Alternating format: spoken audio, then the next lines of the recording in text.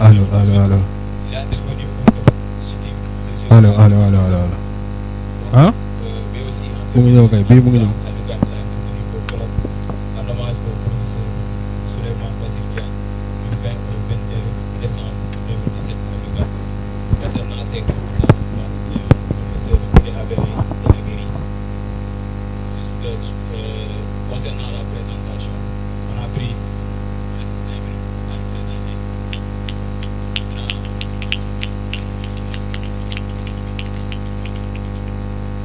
C'est un grand monsieur qui est ici aujourd'hui présent.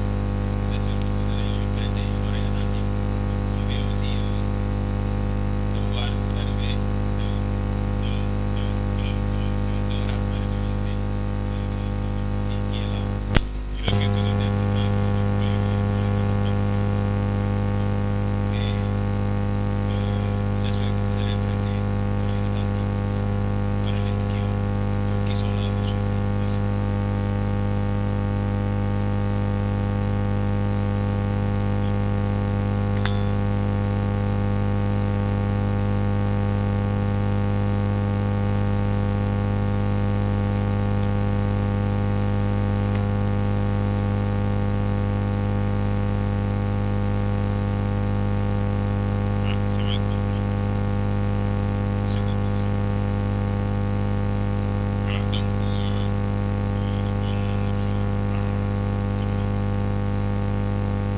C'est quand même un réel plaisir d'être je très bien nos professeurs qui sont des amis, des collègues avec qui j'ai partagé quand même le débat de la philosophie, mais aussi des liens d'amitié. Donc je connais ça, je connais également mon collègue qui a connu l'année dernière, mais l'année dernière c'est monsieur.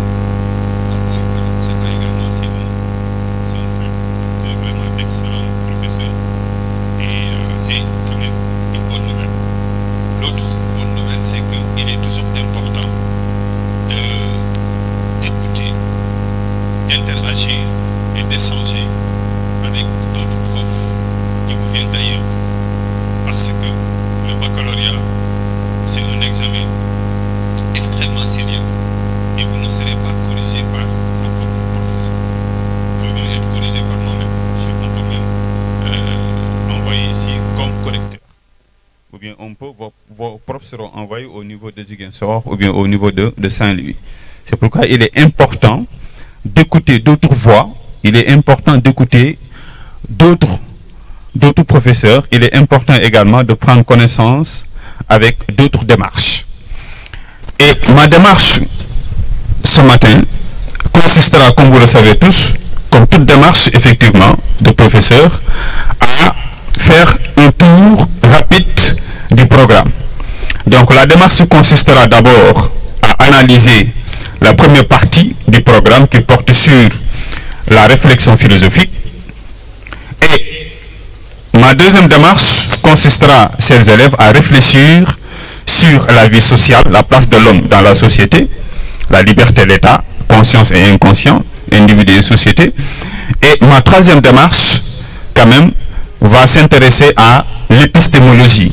L'épistémologie que vous savez très bien, qui est effectivement cette branche de la philosophie qui s'intéresse à la science, à ses principes, à ses vérités, mais également aussi à ses conséquences éthiques et surtout morales. Et la dernière partie, évidemment, je parlerai aussi de l'art, quand même l'esthétique, où quand même on verra quand même quels sont les principes sur lesquels se fonde tout simplement la démarche des artistes.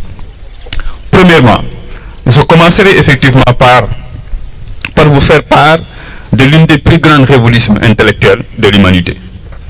La plus grande révolution intellectuelle de l'humanité, c'est effectivement la révolution qui a eu lieu au Milet, vers les 5e, 6e siècles, avec Thalès, avec Anaximandre et Anaximène. Et quand je parle de révolution intellectuelle, c'est véritablement pour faire allusion à la naissance de la philosophie qui coïncide avec la libération de la pensée humaine, du mythe, de la magie et de la religion. Vous savez très bien que pour que la philosophie puisse naître, il a fallu rompre, je dis très bien, pour que la philosophie puisse naître, il a fallu rompre avec la manière d'expliquer le monde conformément au mythe et conformément à la magie. Parce que, avant la philosophie, les hommes, pour expliquer la composition de l'air, les hommes, pour expliquer effectivement l'origine du monde, faisaient appel aux dieux et faisaient appel aux croyances traditionnelles. Maintenant, il a fallu effectivement l'intervention de grands philosophes courageux, audacieux, comme Thalès, comme Anaximandre et Anaximène, pour que l'être humain puisse tout simplement penser librement, pour que l'être humain puisse effectivement réfléchir et fonder ses explications et ses interprétations du monde sur la raison. C'est pourquoi, effectivement, c'est dans ce sens qu'on parle effectivement du logos. Le passage du logos, le passage du mythos au logos, traduit tout simplement la naissance de la philosophie. Et cette naissance de la philosophie ne pouvait pas être avec les mythes, ne pouvait pas être avec la religion, ne pouvait pas être avec effectivement les croyances établies. Ceci donc pour dire quoi? Ceci pour dire ceci, que la philosophie effectivement ne pouvait pas se développer en même temps que le mythe. La philosophie ne pouvait pas se développer en même temps que le dogmatisme. La philosophie ne pouvait pas se développer en même temps que les connaissances sacrées. Parce que quand il y a dogmatisme, quand il y a sacralité, ou bien quand il y a croyance établie, la pensée est inhibée, la pensée est empêchée de se développer. Bref, il n'y a pas de liberté de penser. Or, on ne peut pas parler de philosophie là où il n'y a pas de liberté de penser. On ne peut pas parler de philosophie là où il y a des contraintes qu'on impose à l'homme. On ne peut pas parler de philosophie si l'être humain effectivement ne pense pas librement. C'est lorsque Thalès a dit pour la première fois que le monde vient de l'eau, rationnellement, que effectivement il y a eu un grand bouleversement, qu'il y a eu tout simplement une grande révolution. Et cette révolution-là, effectivement, a mis fin au discours mythologique, a mis fin effectivement au discours religieux, a mis fin effectivement au discours magique. Mais la philosophie n'est pas que cela. Parce que pour parler véritablement de philosophie, il faut effectivement partir de son étymologie. Évidemment, vous le savez tous, que la philosophie ne se définit pas de manière exacte. Vous le savez tous qu'on ne peut pas quand même attribuer à la philosophie une définition exacte, parce que les philosophes ne sont pas d'accord sur une seule et unique définition de la philosophie, simplement parce que d'une part, le terme même de définition ne convient pas à la philosophie. Parce que quand on parle de définir, on fait allusion à l'idée de délimiter une chose, c'est pour effectivement circonscrire une chose dans un domaine précis. Or, quand il s'agit de la philosophie, on ne peut pas circonscrire la philosophie dans un domaine précis, on ne peut pas circonscrire la philosophie dans un cadre précis. Pourquoi? Parce que la philosophie est rebelle. Parce que la philosophie est indépendante, parce qu'effectivement la philosophie est anticonformiste, au sens où la philosophie ne reconnaît pas de manière absolue une définition. C'est pourquoi, quand un philosophe propose une définition à la philosophie, c'est une définition qui est relative à sa conception de la philosophie, c'est une définition qui est relative à sa façon effectivement de penser et de voir le monde. Mais cela n'empêche, chers élèves, de ne pas définir la philosophie. Parce que si vous dites que la philosophie ne se définit pas, et que effectivement vous renoncez à définir la philosophie, il y a un grand danger qui pèse sur nous. C'est que n'importe qui peut se proclamer philosophe et n'importe quelle pensée peut s'autoproclamer comme pensée philosophique. C'est la raison pour laquelle il faut définir la philosophie, non pas de manière canonique, c'est-à-dire de manière absolue, mais au moins tenter approximativement de proposer à la philosophie une définition. Et la plus belle définition de la philosophie, c'est quoi? C'est la philosophie comme amour de la sagesse. C'est la plus belle définition. Même si elle n'est pas la définition la plus valable, elle n'est pas effectivement la définition qui trône au-dessus de toutes les définitions. Pourquoi la philosophie est amour de la sagesse? Simplement parce que Pythagore, l'inventeur du mot philosophie, a répondu un jour à un de ses amis qu'il n'est pas un sophos, c'est-à-dire qu'il n'a pas la totalité de la connaissance, mais il est plutôt un philosophos, autrement dit un amoureux, un ami de la sagesse. Et l'amour est extrêmement important ici, dans le cadre de la définition de la philosophie. Pourquoi? Parce que le fait de dire que la philosophie signifie amour de la sagesse, traduit tout simplement que le philosophe ne peut pas posséder la vérité de manière absolue. Cela veut dire que le philosophe, ce n'est pas celui qui possède le savoir, mais il est plutôt celui qui va vers la recherche de la connaissance. Et cette recherche de connaissance est infinie. Cette recherche de connaissance ne se termine jamais. C'est pourquoi, effectivement, Platon disait tout simplement que L'amour signifie quoi? Ce qu'on n'a pas, ce qu'on n'est pas, ce dont on manque. Et cet amour-là ne peut pas être incarné par l'ignorant qui ne sait pas qu'il ne sait pas. Cet amour ne peut pas aussi être incarné par les dieux, parce que les dieux savent tout, et effectivement, les dieux n'ont pas besoin de philosopher. Rappelez-vous de ce texte de Jotim, où effectivement Socrate considère que le philosophe est celui qui est ni un dieu, ni un ignorant. Donc le philosophe, c'est celui qui va à la recherche de la connaissance, c'est celui qui va à la quête perpétuelle de la vérité. L'esprit philosophique, c'est un esprit pauvre. L'esprit philosophique, c'est comparable à un esprit de mendiant qui est toujours devant les maisons pour effectivement demander de quoi effectivement se nourrir. Mais quelle que soit la nourriture effectivement obtenue, le philosophe ne peut jamais effectivement remplir son ventre. Pourquoi? Parce que de plus il atteint la connaissance, de plus il se rend compte qu'il ne sait absolument rien. C'est pourquoi Socrate disait que tout ce que je sais, c'est que je ne sais rien. Mais dire que tout ce que je sais, c'est que je ne sais rien, c'est beau. Rechercher la connaissance, c'est beau. Aller à la quête perpétuelle de la vérité, c'est beau. Mais est-ce qu'on doit effectivement considérer que le philosophe ne peut pas accéder à la vérité? Est-ce que faire de la philosophie, c'est tout simplement tendre de manière perpétuelle vers la quête de la vérité? Évidemment que non. La définition de la philosophie comme amour de la sagesse est une définition, est une belle définition. C'est une définition que nous acceptons tous, mais ce n'est pas une définition effectivement qui est valablement universelle. Parce que si effectivement je fais appel à un philosophe, un grand philosophe qu'on appelle Hegel, Hegel dit que le philosophe ne doit pas être condamné, le philosophe n'est pas celui qui doit s'enfermer dans la quête perpétuelle de la vérité.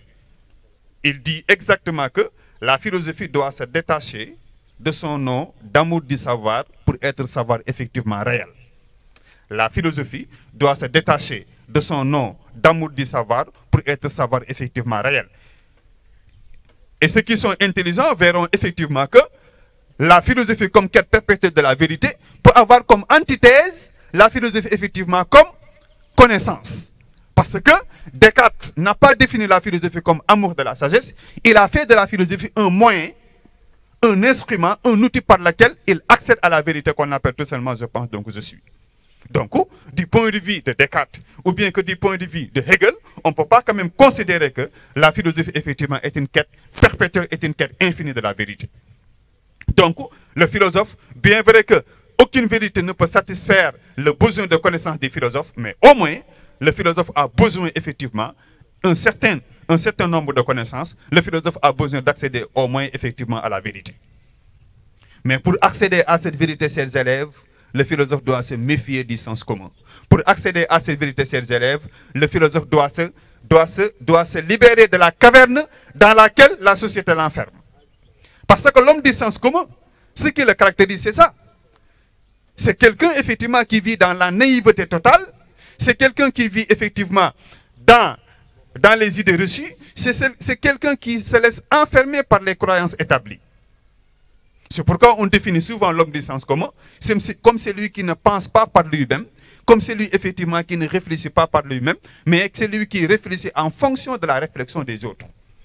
L'homme du sens commun est pris dans le on a dit. L'homme du sens commun est pris dans les croyances traditionnelles. L'homme du sens commun est pris effectivement dans les vérités établies et partagées par tout le monde.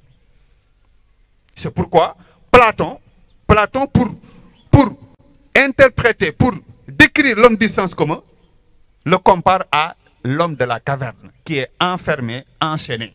C'est l'esprit est enchaîné. Maintenant, le rôle de la philosophie dans ce contexte-là, et c'est extrêmement important de comprendre à quoi sert la philosophie.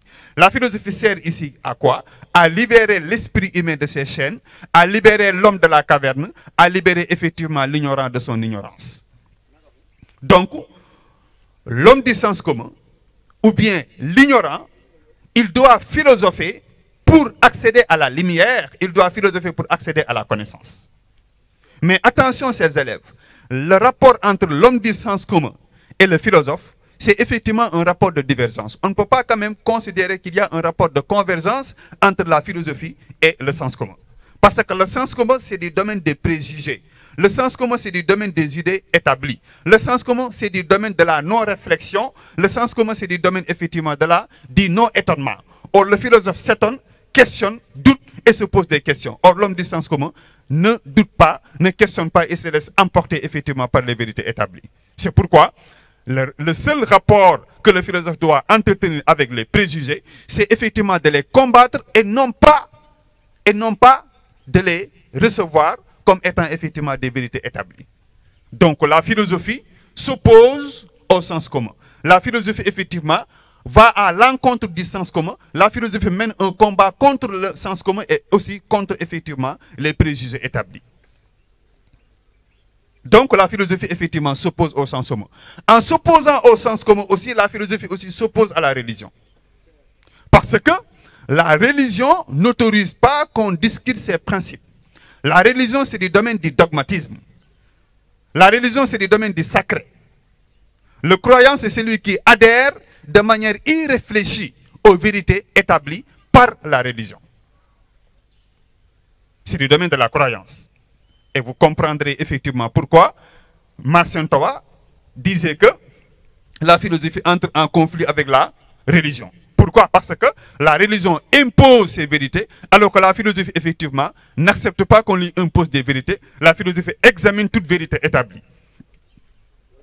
C'est pourquoi, effectivement, dans l'histoire de la philosophie, vous le savez tous, c'est pourquoi dans l'histoire de la philosophie, des philosophes ont été condamnés à mort, des philosophes ont été brûlés vifs pour avoir critiqué les principes de la religion. Le premier qui a été persécuté, c'est Thalès.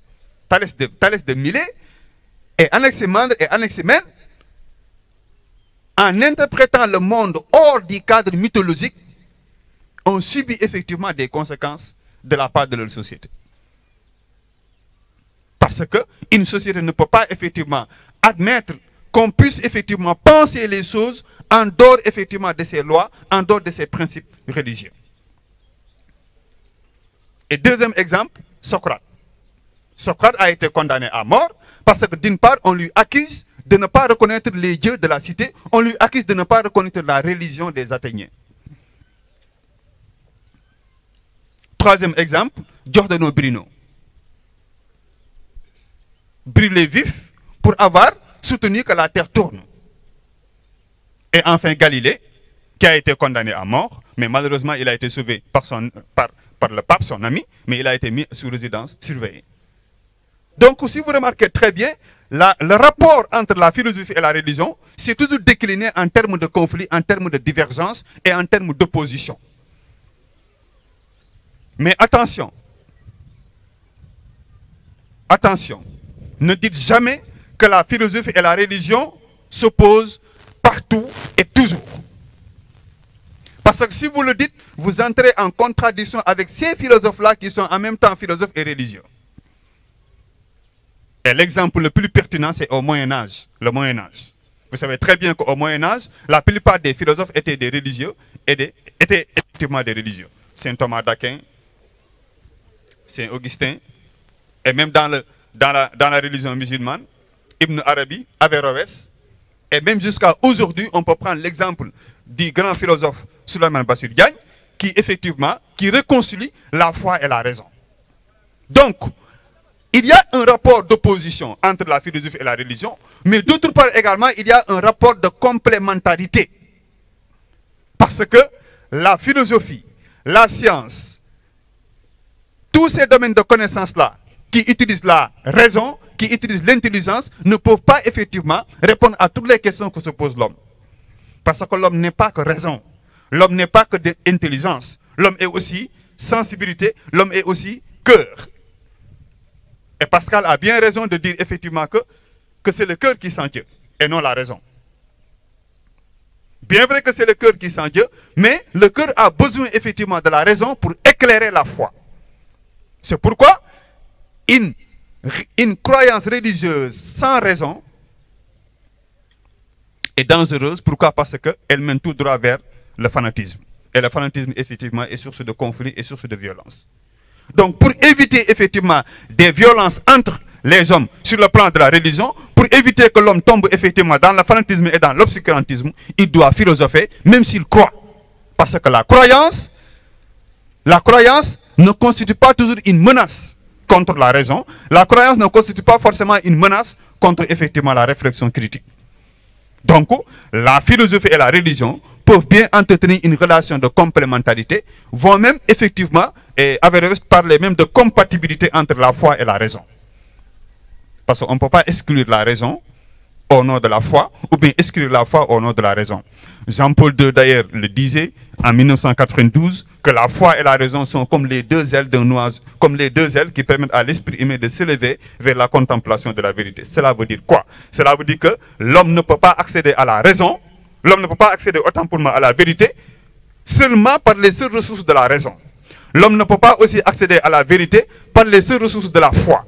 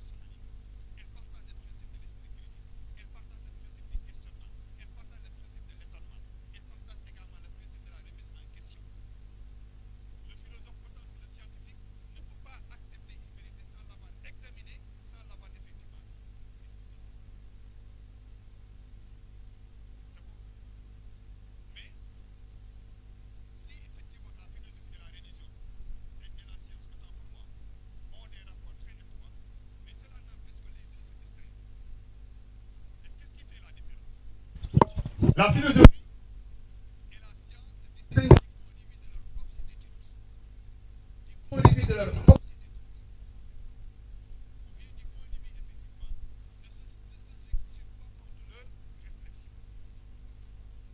La philosophie, vous savez très bien, comme le dit Aristote, réfléchit sur la totalité de la connaissance. Alors que la science, elle, réfléchit sur un domaine précis du réel. Une discipline scientifique, si elle seulement si elle porte sur un domaine précis du réel. Par exemple, la science physique porte que sur des phénomènes physiques et naturels. Alors que la philosophie, elle, réfléchit sur l'ensemble des réalités. Les réalités physiques, mais également les réalités métaphysiques. Deuxièmement, la philosophie et la science se distinguent également du point de vue de leur sur le plan méthodologique. La méthode philosophique n'est pas une méthode partagée par toute la communauté philosophique. La méthode, effectivement, de Socrate ou bien de Platon, la maïeutique, ce n'est pas une méthode que partagent tous les philosophes. Alors qu'on ne peut pas quand même expliquer, on ne peut pas quand même prouver le cas de l'hypoténuse d'un triangle sans passer effectivement par le théorème de Pythagore. On ne peut pas effectivement dire que le cas de l'hypoténuse d'un triangle rectangle est égal à la somme carrée des deux côtés du triangle rectangle sans passer par ça. C'est fondamental. Alors qu'en philosophie, il y a autant de philosophes que de méthodes. En philosophie, il y a autant de philosophes que de méthodologies. Maïeutique, le doute, cette philosophie élabore sa propre méthode pour effectivement aller vers l'investigation de la vérité. Et enfin, la philosophie et la science se distinguent également en ce sens que les deux ne se posent pas les mêmes questions. En philosophie, on se pose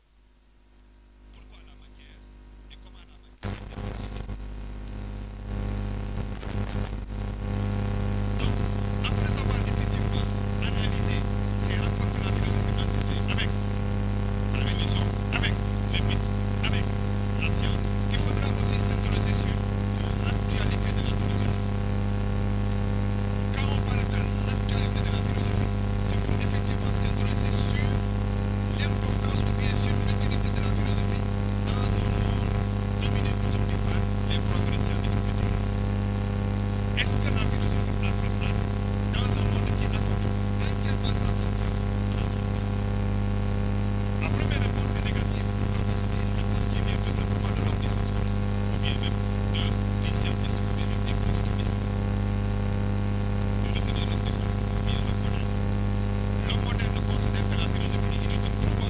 Parce que la philosophie ne fournit pas de vérité apodictique. Tout simplement pas de l'espace.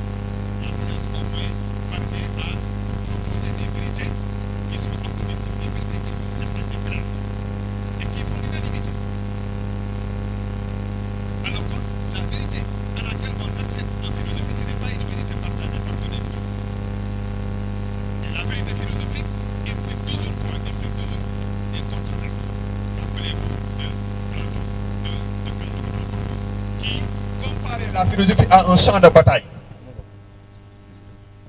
Il disait que la philosophie est comme un champ de bataille où il n'y a ni vainqueur et ni vaincu.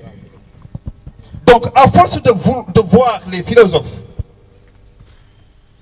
entrer en querelle, à force de voir les philosophes entrer en contradiction les uns les autres, l'homme moderne, effectivement, se détache de la philosophie pour s'accrocher effectivement à la science. Pourquoi? Parce qu'au moins, la science parvient à répondre aux questions que se pose l'homme. Mais la philosophie, elle, ne répond jamais aux questions. La philosophie soulève d'autres questions, comme le dit Karl Jaspers. Philosophie, c'est être en route. Les questions sont plus importantes que les réponses. Or, l'homme a besoin de réponses. Et la philosophie se caractérise par des questions interminables. Ça, c'est une raison légitime pour l'homme du sens commun de renoncer à la philosophie pour la science. Parce que la science, au moins, propose et fournit à l'homme des vérités.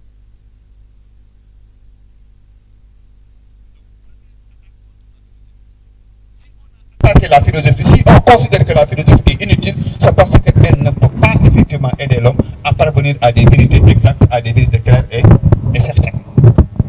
Autre chose qui décourage l'homme à faire de la philosophie, autre chose qui décourage les hommes à s'intéresser à la philosophie, c'est que les philosophes, effectivement, réfléchissent sur des choses qui sont compliquées. Ce qui fait que le philosophe est parfois perçu comme un homme bizarre.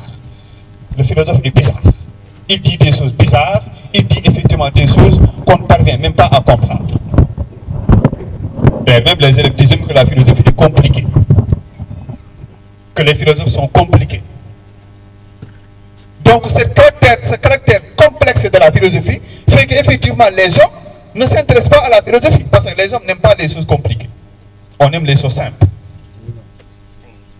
Mais la chose qui va la mieux terrasser la philosophie dans un monde comme le nôtre, c'est que les progrès scientifiques et techniques ont tellement transformé le monde dans lequel nous vivons que les hommes ont absolument soutenu la thèse que la philosophie vraiment, effectivement, est morte. La philosophie est révolue. Effectivement, on doit faire la promotion de la science.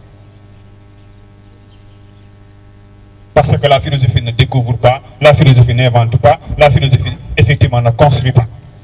Donc, seule la science est importante parce qu'au moins, par la science, l'homme est parvenu à des connaissances et par la science et la technique, l'homme a transformé effectivement le monde et l'homme a amélioré effectivement ses conditions de vie et ses conditions matérielles.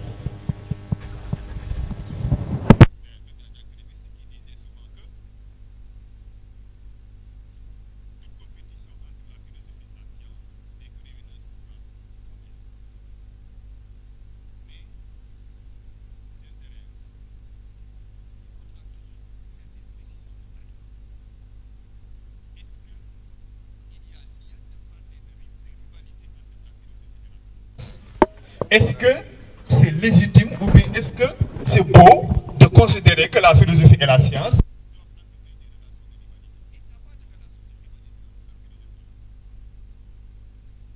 le fait même de dire que la science et la technique dépassent et dominent la philosophie n'a strictement aucun sens.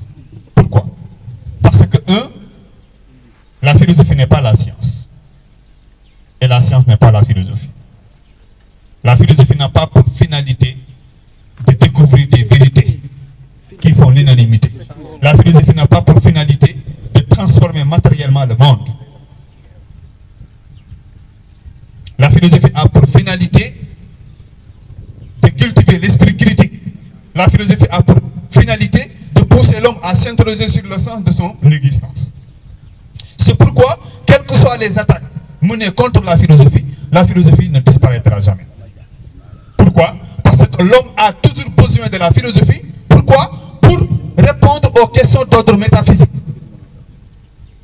Tant que l'homme se posera des questions relatives à la mort, tant que l'homme se posera des questions relatives à Dieu, tant que l'homme se posera des questions relatives au bonheur, tant que l'homme se posera des questions relatives à l'amour, l'homme effectivement fera toujours de la philosophie.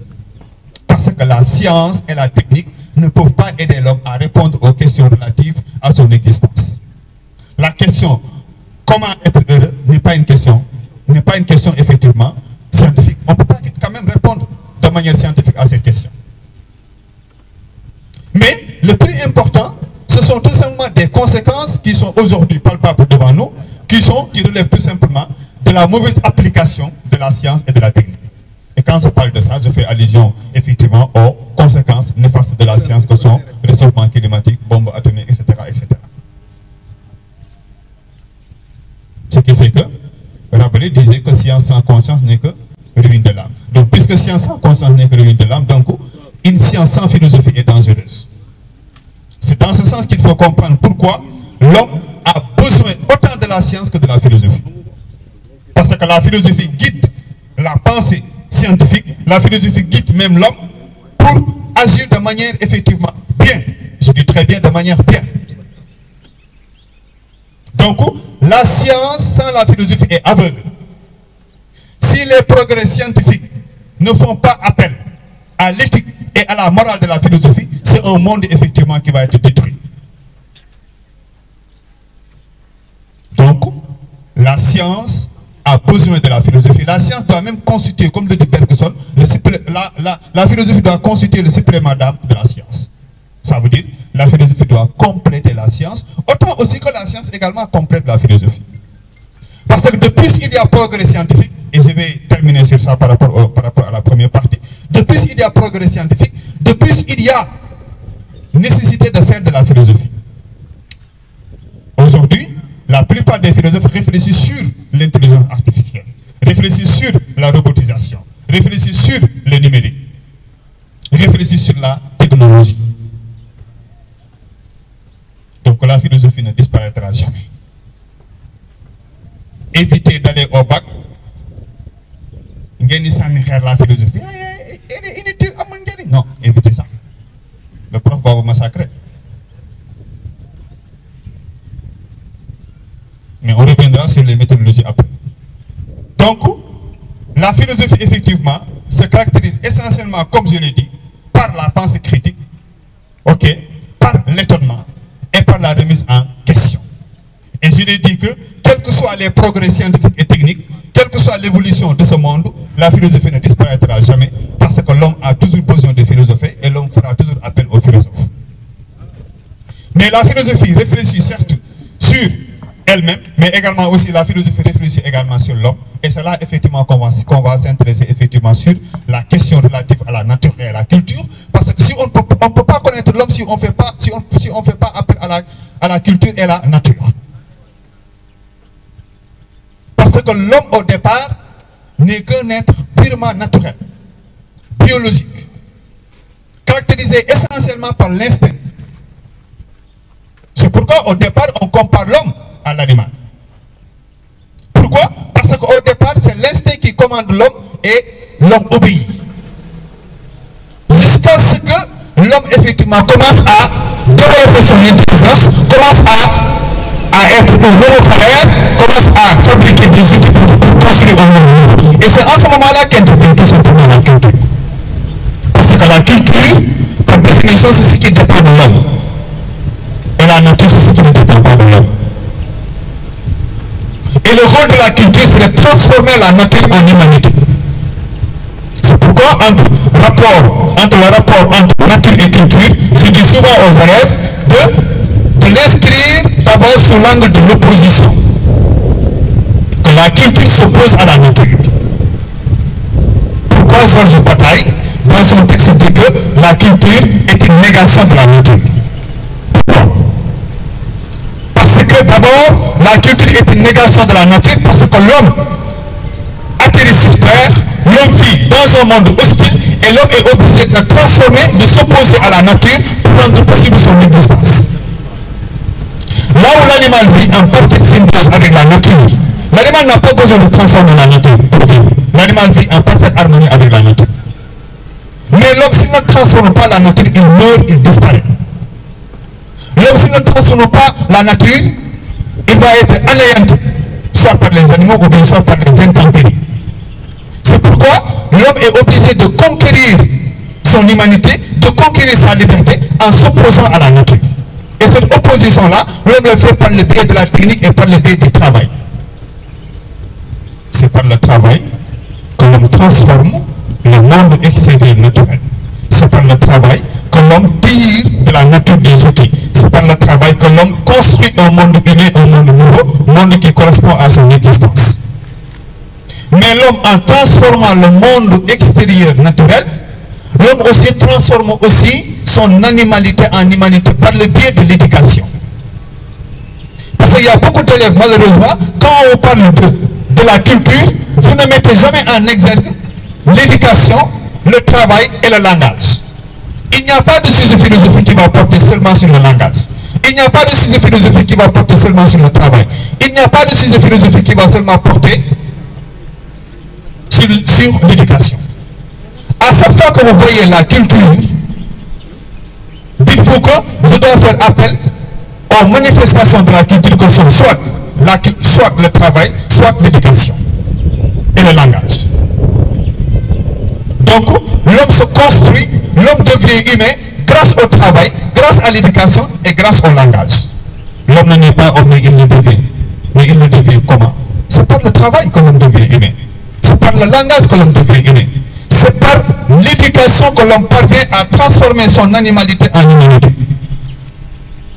Parce que l'éducation, rappelez-vous, quand vous disiez que l'éducation déprime l'homme de son animalité. L'éducation s'oppose à l'instinct animal de l'homme. C'est l'éducation qui fait passer l'homme de l'animalité à l'humanité. Donc, sous ce rapport, la culture s'oppose à la nature.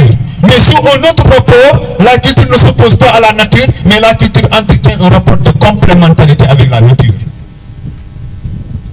Illustration. Illustration. Edgar Morin. L'homme n'est ni un être culturel, ni un être naturel. Il est un être bioculturel. Donc l'homme est un être bioculturel. Cela veut dire qu'il faut la synthèse. Il faut la synthèse des deux. Il faut la synthèse de la nature et de la culture pour que le comportement de l'homme puisse être possible. Je répète. Il faut la synthèse de la nature et de la culture pour que le comportement de l'homme puisse être possible. L'acte de manger. Je ne sais pas si certains me suivent. J'argumente, j'analyse, je donne un exemple. J'argumente, analyse, je donne des exemples. L'acte de manger, c'est un acte culturel. Pourquoi? Parce que la manière de manger relève de l'éducation, relève de l'apprentissage. On nous apprend comment on mange. Mais le fait de manger est un besoin biologique et naturel. C'est pourquoi l'acte de manger est un acte culturel et naturel. Donc c'est sous ce rapport qu'il faut comprendre la relation de complémentarité qui doit exister entre la nature et la culture. Je dis souvent que sans la nature, la culture serait vide. Parce que la fonction de la culture, c'est de transformer la nature. Mais si la culture ne voit pas la nature, elle ne transformera rien du tout. Et la nature, sans la culture, est aveugle. Parce que si on laisse la nature telle qu'elle est, c'est l'anarchie. Si on n'agit pas sur l'enfant, si on n'agit pas sur l'homme, l'homme va agir comme un animal. C'est pourquoi c'est la culture qui vient harmoniser, qui vient mettre de l'ordre dans le comportement de l'homme jusqu'à ce qu'il devienne effectivement un être humain, un être accompli.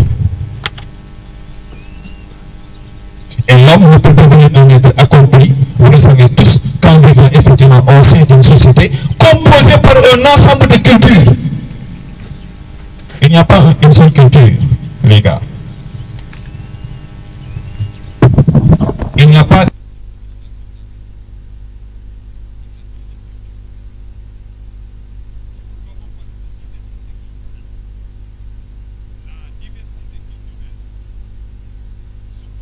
L'ethnocentrisme. L'ethnocentrisme signifie quoi? C'est le fait de considérer ou de penser que seule sa civilisation est importante, seule sa culture est importante et que les autres cultures n'ont aucune valeur. Exemple, les plus grands philosophes que nous citons souvent sont les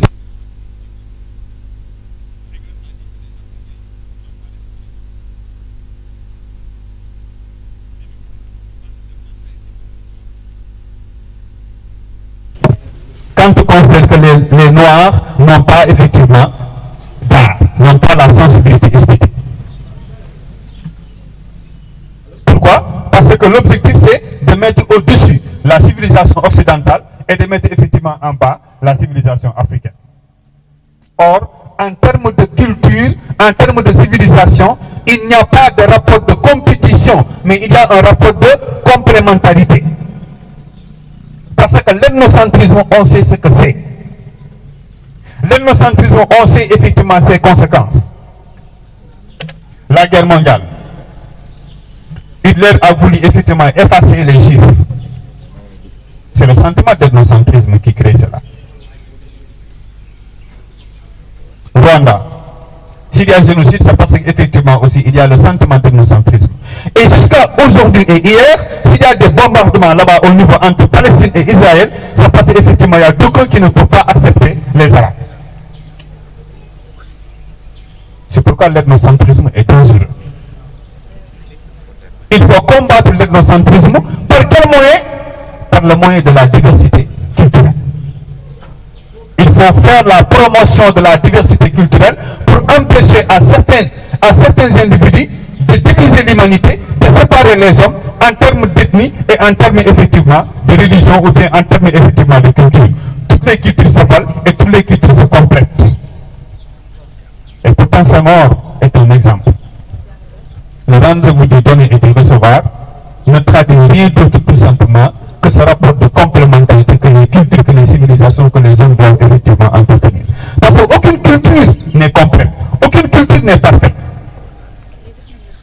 La culture africaine n'est pas parfaite, la culture occidentale n'est pas parfaite, la culture chinoise n'est pas parfaite. Les cultures doivent composer, doivent opérer une sorte de synthèse pour le bonheur de l'humanité. C'est pourquoi c'est en acceptant l'autre, c'est en acceptant la culture de l'autre qu'on puisse vivre en harmonie dans la société. Mais est-ce que la vie en société est facile? Est-ce que l'individu en vivant en société, il parvient à s'épanouir? Est-ce que le rapport entre l'individu et la société est toujours un rapport de paix? La première réponse est négative. On sait très bien que la société se caractérise par des normes, par des règles. Et le mot le plus approprié pour définir la société, c'est le conformisme. Le conformisme, c'est quoi? C'est le fait tout simplement de dire que tout le monde doit se ressembler. On doit tous se comporter de la même manière. On doit tous agir conformément aux règles et aux normes établies. La société nous impose de choisir nos amis. La société nous impose de choisir un mari. La société nous impose de choisir une femme. La société nous impose même les couleurs même que nous devons porter. La société nous impose même le diplôme qu'on doit avoir. La société définit même parfois même notre ambition et même nos objectifs. C'est dans ce sens qu'il faut comprendre pourquoi la société constitue une menace pour l'individu et l'empêche de développer ses potentialités. Pourquoi? Parce que la société étouffe l'homme. La société ne laisse pas à l'individu des marges de manœuvre. La société est tellement étouffante, dérange tellement l'individu que l'individu ne peut même pas choisir librement, que l'individu ne peut même pas choisir de manière indépendante.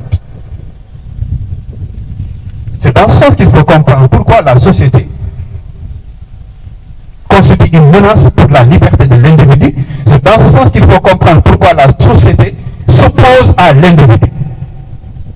Parce qu'en s'opposant à l'individu, la société empêche à l'individu de développer ses talents, de développer son intelligence. Mais comment faire pour se libérer de la société? Comment faire pour parvenir à être soi-même? Comment faire pour parvenir à être un individu accompli? Mais c'est par, il faut se révolter. Il faut se révolter. C'est dans ce sens qu'il faut comprendre pourquoi l'anticonformisme, pourquoi l'anticonformisme est une voie pour se libérer effectivement des contraintes et des règles que la société nous impose. Dans toutes les sociétés du monde, s'il y a parfois changement dans les sociétés, c'est parce qu'il y a eu des révolutionnaires. Il faut se révolter parfois contre la société pour se libérer effectivement de ces contraintes, pour se libérer de ces normes. Parce qu'on peut vivre dans une société, mais les normes et les règles sur lesquelles repose la société ne participent pas à la promotion de l'individu. Donc il faut renverser les normes sociales, il faut renverser les règles sociales pour établir d'autres règles. Donc la société, dans ce cadre-là, s'oppose à l'individu et l'individu doit se révolter, doit prendre ses responsabilités par rapport à la société. Mais d'autre part aussi, certes, l'individu doit se révolter contre la société pour l'intérêt général, l'individu doit se révolter contre la société pour faire la promotion de la liberté, mais aussi, cette révolution-là doit être encadrée. C'est pourquoi je parle souvent que le rapport entre l'individu et la société doit être un rapport d'harmonie. On ne doit pas mettre la société au-dessus de l'individu, ni l'individu au-dessus de la société. Autant l'individu doit surveiller la société, autant la société également doit surveiller l'individu. Parce que si la société laisse l'individu agir comme il veut, c'est le retour de l'état de nature. C'est la guerre de tous contre tous. C'est l'anarchie. C'est la violence qui s'installe.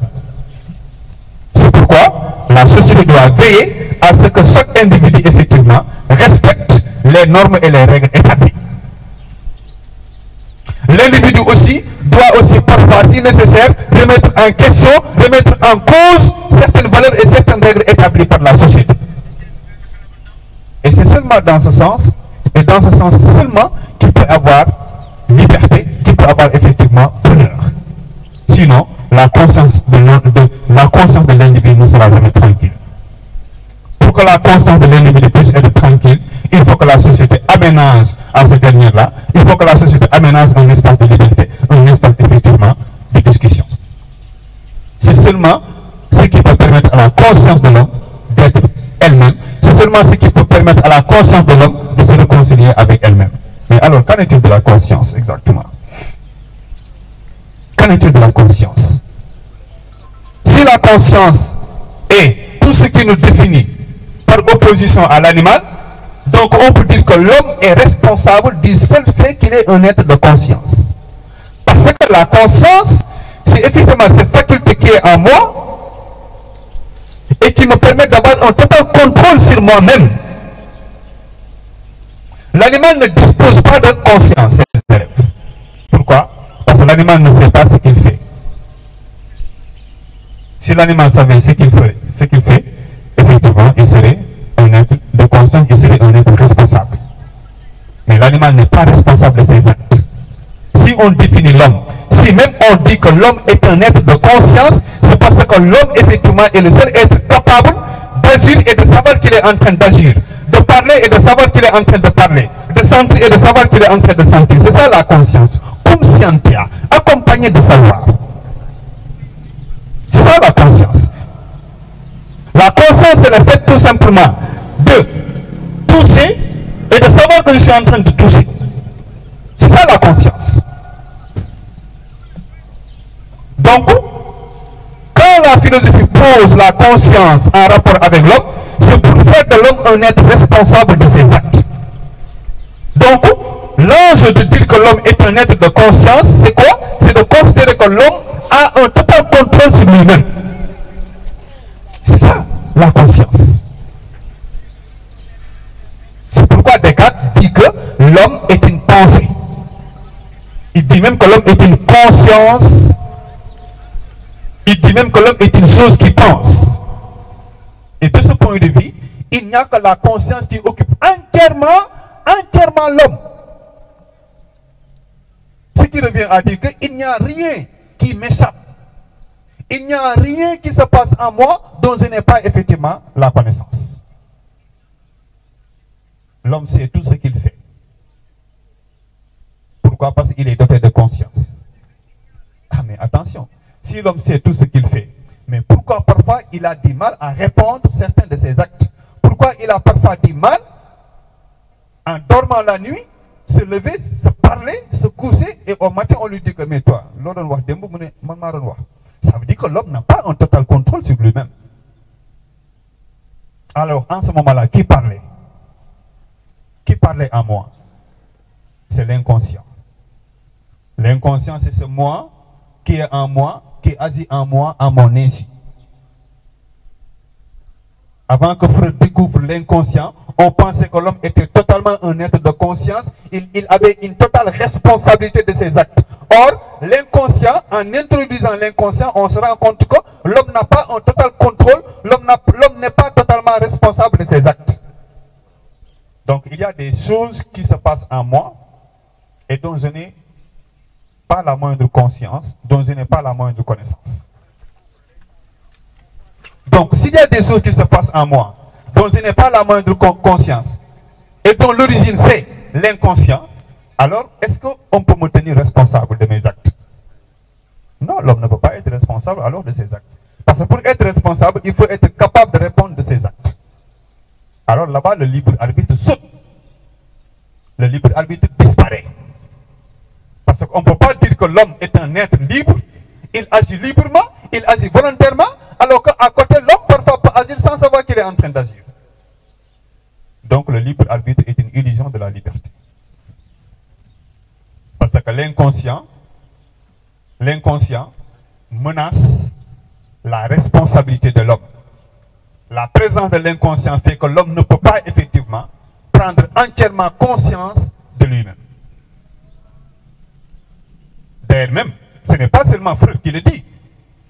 Spinoza aussi le dit. L'homme n'est pas un empire.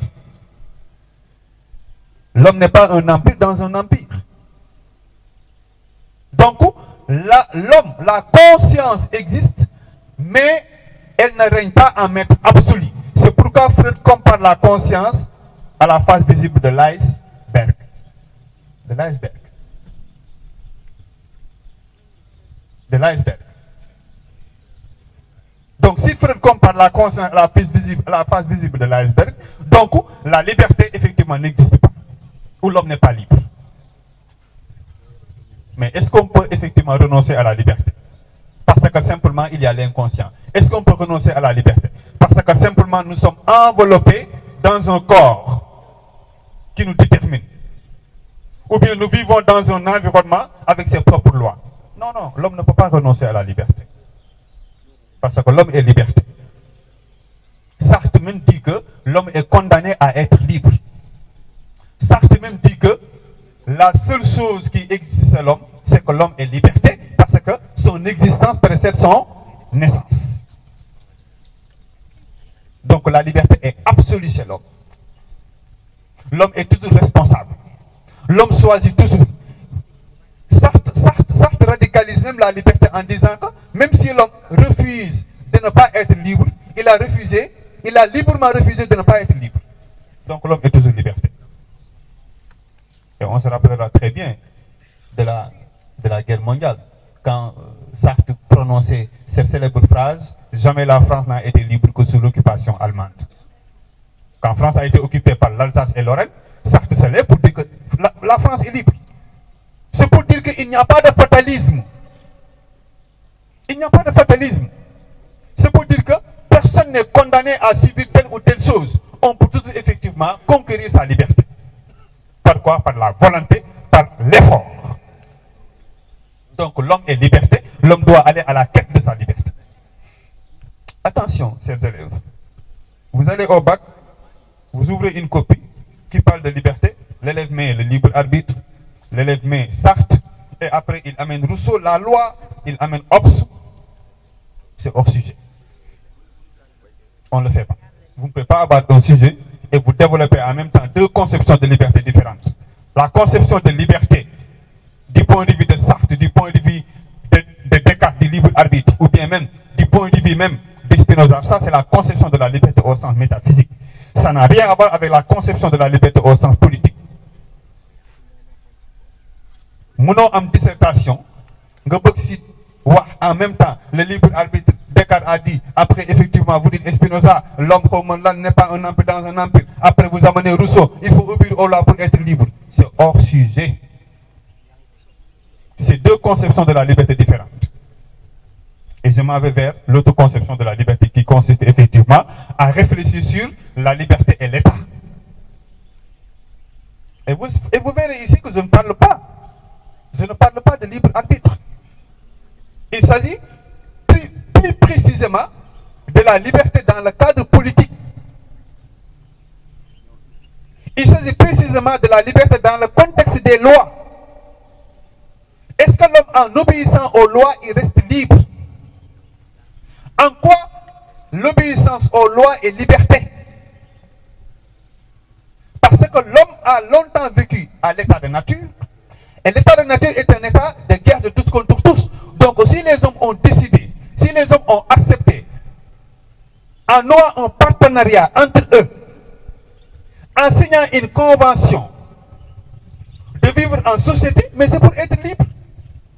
Convention, contrat social, pacte social, tout ça, ça renvoie à une convention. C'est un contrat, partenariat là.